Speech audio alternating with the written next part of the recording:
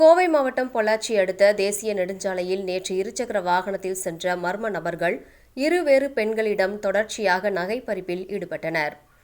நேற்று காலை 10:30 மணி அளவில் புவனேஸ்வரி வயது 30 என்ற பெண் குளத்துப்புதூர் அருகே சென்றபோது இருசக்கர வாகனத்தில் வந்த மர்ம நபர்கள் புவனேஸ்வரி கழுத்தில் அணிந்திருந்த செயினை அறுத்து சென்றனர்.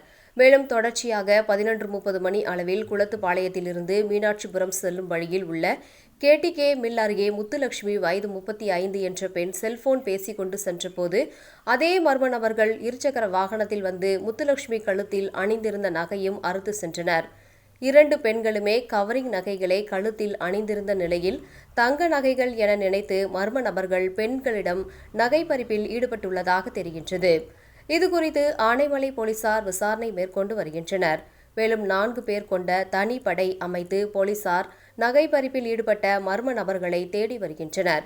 பொள்ளாச்சியில் நேற்று முன்தினம் பட்ட பகலில் பொதுமக்கள் முன்னிலையில் கணவன் மனைவியை கத்தியால் குத்திக் கொன்ற சம்பவம் பரபரப்பை ஏற்படுத்திய நிலையில் நேற்று 1 மணி நேரத்திற்கு உள்ளாகவே தனியாக சென்ற வெவ்வேறு பெண்களிடம் இருசக்கர வாகனத்தில் வந்த மர்ம நபர்கள் நகை பறிப்பில் ஈடுபட்டது பெரும் பரபரப்பை ஏற்படுத்தியுள்ளது. தற்போது அந்த பெண்ணிடம் நகை பறிப்பில் ஈடுபட்ட சிசிடிவி காட்சிகள் வெளியாகியுள்ளது.